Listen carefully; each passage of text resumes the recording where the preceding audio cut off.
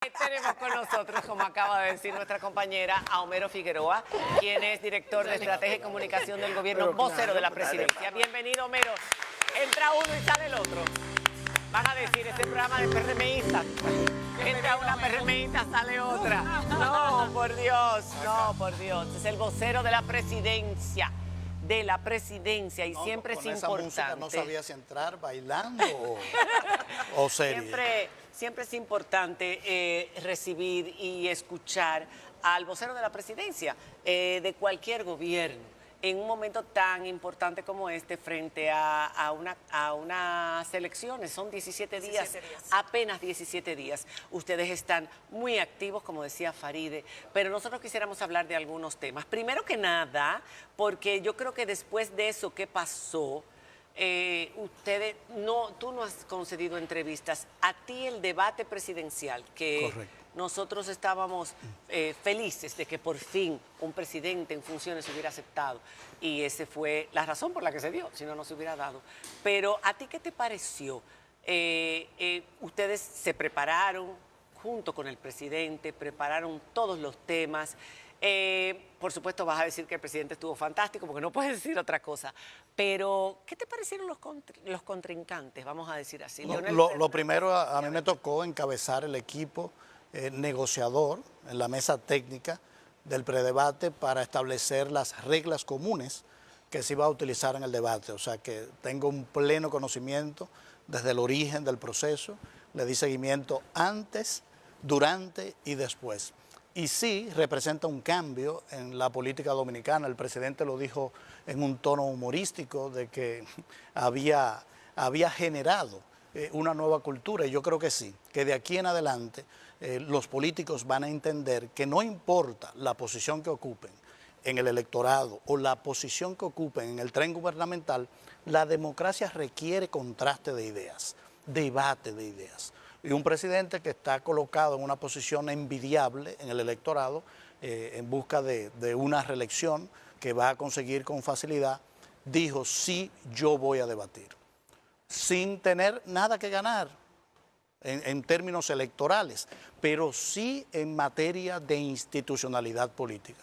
El presidente deja un legado que va a ser difícil para los demás que le sucedan no seguir esa senda. El pueblo dominicano ya va a exigir a sus líderes que contrasten sus ideas. Esa es la democracia. Como buen periodista, se dedica a responder lo que él quiere, y ahora entonces ya tú te estás metiendo a políticos. Correcto. No, sigo igual. Los políticos hacen eso todo el tiempo. Sigo igual. Tú preguntas lo que quieras. Te respondo. Lo que Tú dijiste que yo iba a afirmar que el presidente ganó, y yo bueno, todo el que me conoce sabe que yo he tratado de ser siempre objetivo, independientemente de ocupar una posición pública, de estar representando un lado de la historia política. Pero en este caso hay elementos de juicio objetivos.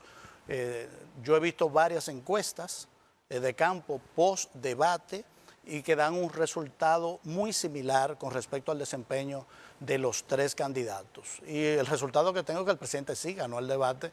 Más del 60% de la población opina que el presidente Abinader lo hizo mejor, un 27% opina que Leonel Fernández lo hizo bien, y un 3% que Abel Martínez lo hizo bien.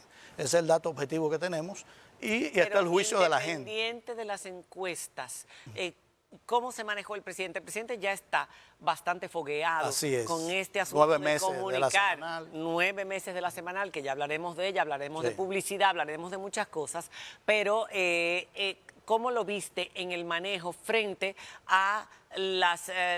porque es una tensión, es una presión muy fuerte, tienen un tiempo limitado para responder. Así y cuando es, tú tienes el un tiempo minuto encima, 30. eso hace que se te mezclen las ideas, los conceptos, se te trabe la lengua. Cuando tienes mucho que decir en corto tiempo. Mucho que decir en poco tiempo, y no lo habíamos visto dubitativo como lo vimos.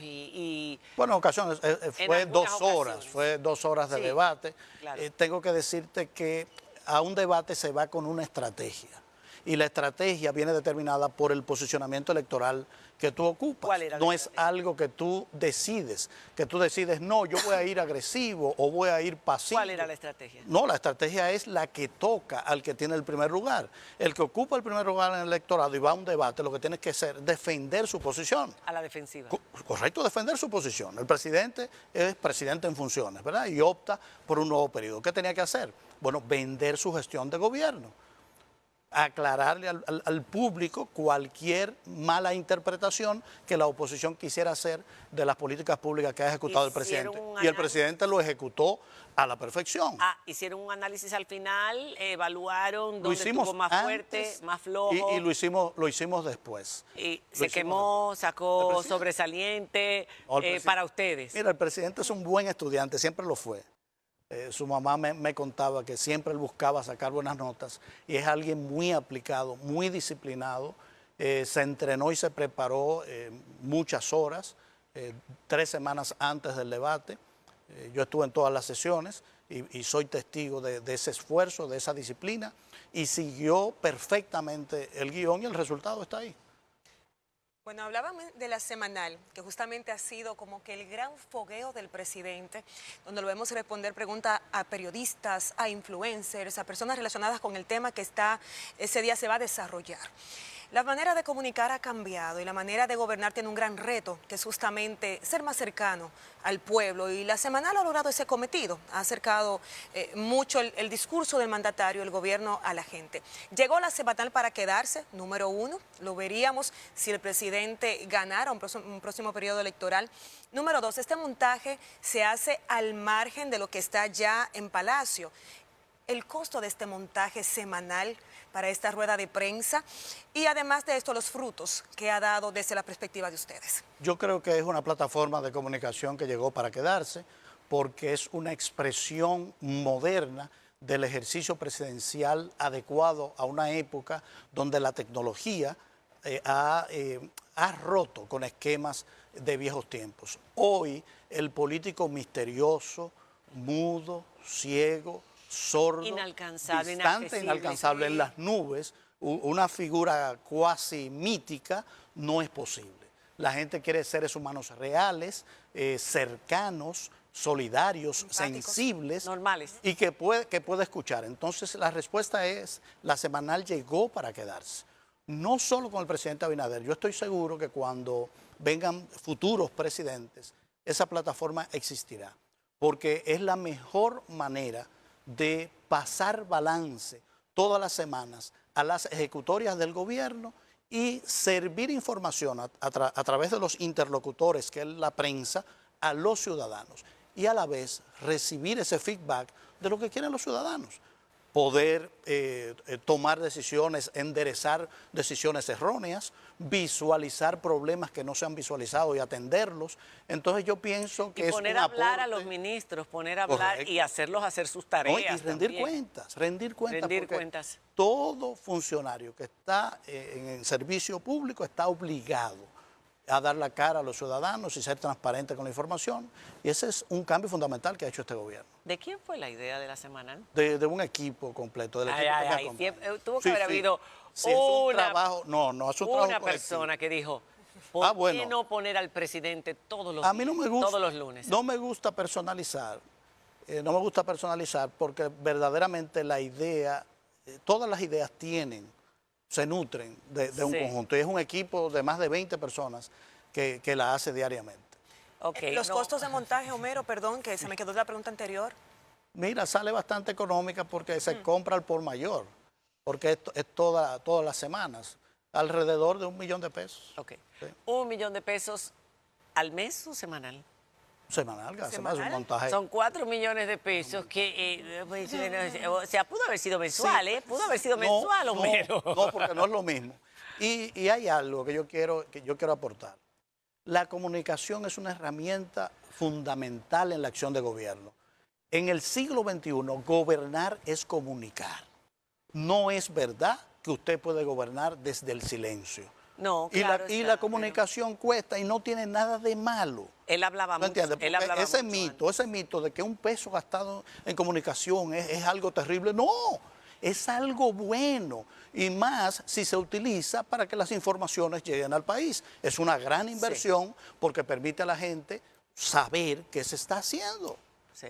Hablemos ahora precisamente de otra forma de comunicar lo que está haciendo el gobierno. No es solamente a través de la semanal que el presidente lo dice a viva voz, sino también a través de la publicidad.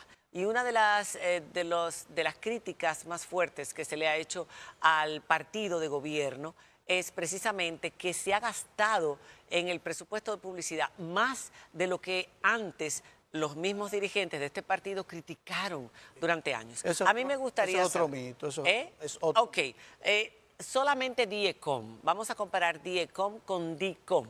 Sí, que no son lo mismo. Que no son lo mismo. ¿En qué se diferencian? Bueno, a ver, ¿hay más empleados ahora en DIECOM? No hay más, presupuesto. no hay más porque hay eficiencia. Te recuento la historia del DIECOM, de esa E diferenciadora. Estrategia. Que no solamente es una E, sino todo un cambio estructural. Yo inicié siendo director de la DIAPE, que era la Dirección de Estrategia, Programación y Análisis de la Presidencia. Después de un año en servicio ahí, hice toda una renovación y una modernización de la DIAPE tal que quedó reducida a un 30% de lo que era. Y entonces, después del año, yo me senté con el presidente y le dije, presidente, yo creo que esta dirección no debe existir. Cosa extraña, porque la tendencia de todo funcionario es engrosar su dirección y a justificar su existencia. Yo dije, no, yo creo que no debe existir como una dirección independiente, porque ya era muy pequeña y funcional. Yo la encontré con una gran cantidad de personas, reduje el personal, modernicé la tecnología y hacía lo mismo con menos personas y vi que no era necesario que hubiese un presupuesto independiente, una dirección independiente, que hacía que la estrategia y la comunicación fuese bicéfala. Y no necesariamente tiene algo de malo, pero es muy difícil poner de acuerdo a dos personas diferentes. Entonces, le dije al presidente, le sugerí que fusionáramos las dos instituciones para formar una.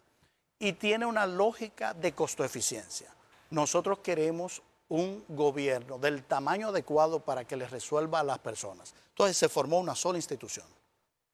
Entonces, y tiene menos personal que las dos anteriores. Pero el presupuesto del DIECOM se compara con el presupuesto, porque no vamos a hablar del presupuesto total de la publicidad del Estado. El decreto que conforma DIECOM le da un alcance que DICOM no tenía. Por ejemplo. La responsabilidad de manejar temas de todos los ministerios con su propio presupuesto.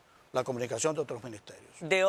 La comunicación de otros ministerios, pero no la publicidad. No, Cuando hablamos... Y la publicidad. Y la publicidad también. ¿Lo paga el DIECOM? Yo lo puedo hacer. Los ministerios tienen su presupuesto. Lo puedes, pero ellos tienen lo hago. Pero ellos tienen su presupuesto. Por ejemplo, ahora estamos preparando una campaña para el dengue. La estamos haciendo allá. Pero Salud Pública tiene su presupuesto. Puede gastar. Y cada ministerio tiene su presupuesto. Y Ministerio de Educación tiene su presupuesto. Exacto. Nosotros hemos hecho campaña para educación. Y te doy el ejemplo.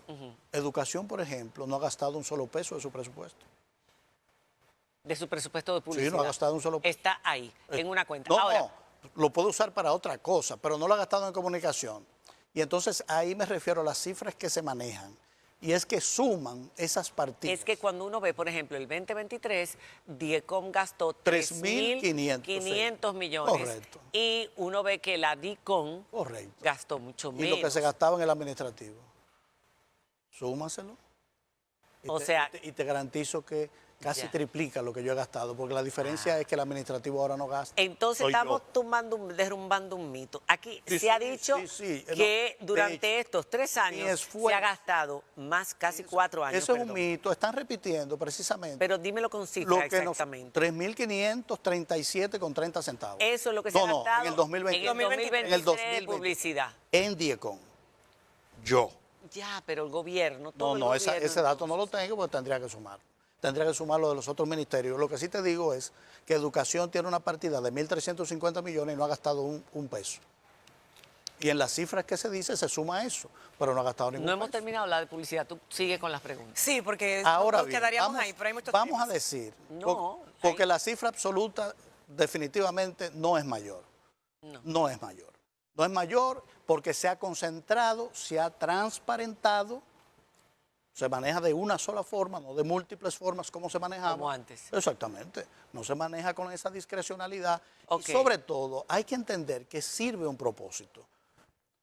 Los medios de comunicación se dice que son el cuarto poder de una democracia. No puede haber una democracia funcional sin medios, sin un ecosistema de medios de comunicación independiente que hagan su labor. Ustedes, que como yo tienen mucha experiencia en esto, saben lo que ha pasado con la publicidad privada y pública en los últimos años. Uf, se redujo. Se ha reducido. COVID, pandemia, Todo eso, crisis, lo ha golpeado. guerra. Entonces yo le digo a muchos amigos que me llaman y me hacen ese cuestionamiento, yo le digo, mira, si fuera por Homero Figueroa y hasta por el propio presidente de la República, o sea, si fuera mi visión, como yo la practiqué, el presupuesto fuera cero. Pero ¿qué yo he entendido? No puede ser cero. Que hay que mantener ese ecosistema. Lógico, porque el efecto negativo al final sería terrible para la democracia Espera, dominicana. yo quiero saber cuál es el criterio, porque otra de las Oye, cosas que la gente se queja es para colocar. cuál es el criterio para colocar publicidad, millones de pesos que se ven a veces en páginas, porque ahora no es solamente los medios de comunicación tradicionales. Porque en alguna plataforma millones y en Exacto. otras de igual categoría mucho menos la cantidad. O en algunas que Pero no te tienen redondeo la idea. audiencia, en algunos canales que en no tienen nuestro prácticamente caso, en nuestro caso es muy audiencia. difícil eso. Te voy ahí, pero te redondeo esta idea fundamental que justifica el presupuesto. Si el Estado gastase cero, un alto porcentaje de los medios de comunicación de la República Dominicana que hacen un gran trabajo, Y los que no tienen audiencia. desaparecen. Los que no tienen audiencia. Los que no tienen audiencia no reciben ¿Cuál es esa el publicidad. criterio? Entonces dime, No, exacto, el rating. ¿cuál es el criterio? El rating, porque esa es la diferencia. El rating por ejemplo, en los tradicionales. Sí, el rating en todo. Yo No, mido- porque en las no, yo- plataformas se mide otra No, cosa. yo mido todo. Visitas, la eficiencia. correcto. interacción. Sí. De hecho, yo tengo problemas con plataformas digitales y ahí están en las noticias, se recogen, que dicen que yo no las apoyo porque no cubren los criterios que yo tengo. Si tú tienes 3 seguidores, yo no puedo invertirte. Yo no puedo invertir una página en Dajabón que la ve una sola persona.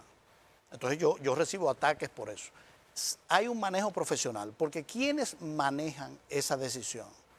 Agencias de colocación que tienen mucha experiencia y que lo hacen en función de rating en medios tradicionales y que lo hacen en función de criterios de medición en los medios tecnológicos modernos. No es porque a mí me dé la gana, porque yo conozco a todo el mundo. Pero a todo el mundo, yo lo conozco y me conoce a mí, puede decir que no es el criterio personal el que se usa. No es la conversación o la amistad con Homero Figueroa lo que determina una colocación. Ok. Tú y yo nos conocemos Sí. y el manejo que yo puedo hacer no tiene que ver nada con la relación personal. Yo nunca te he llamado. Correcto. Para Ni yo empezar por ahí. Ni yo tampoco. Ni yo tampoco. Entonces, esa misma relación que yo tengo contigo, que te conozco, la tengo con Pero tú todos. debes recibir muchísima gente buscando Yo anuncios. recibo mucha gente. Recibo mucha gente. Y al principio más, porque ya todo está ordenado.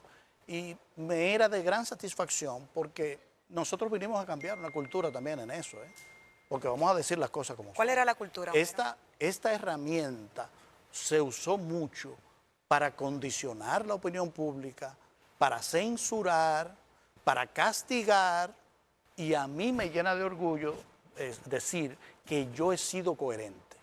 Yo he sido coherente porque cuando yo estaba de este lado de la Cámara, lo primero, Homero Figueroa nunca aceptó publicidad estatal. En 25 años de carrera, nadie puede decir que me colocó un anuncio. Entonces, cuando yo paso a servir de este lado, yo no puedo cambiar de manera de pensar. Yo no aceptaba que me condicionaran mi opinión. Ah, pero entonces tú entiendes que la publicidad estatal condiciona la opinión. Condicionaba la opinión. Condicionaba la opinión. Ya no. Ya no la condiciona. ¿Por qué? Porque no se entrega en función de si tú eres mío o eres de otro. Nosotros recibíamos publicidad Cuenta. estatal en la época de Danilo Medina y Hay no excepciones. condicionaba nuestra Hay opinión. excepciones, pero yo tengo que decir que sí se utilizaba como esa herramienta. Y hay muchos testigos. Se utilizó utilizaba- durante años para hacer se millonarios utilizaba. a aquellos que eran los Y voceros. para castigar también, para castigar disidencias se utilizaba. Ahora eso no pasa. Ahora nadie puede decir que yo me comunico para trazar alguna línea. Entonces hay una diferencia cualitativa ¿Que queremos avanzar hacia una mayor racionalidad? Sí, estamos esforzándonos y luchando por alcanzar esa racionalidad, pero hay una realidad en República Dominicana y tenemos que sostener a ese ecosistema de medios Cada vez que frágil dice que no ecosistema, yo siento que somos animales. Homero, no quisiera que se nos acabara el Es un término tiempo. técnico.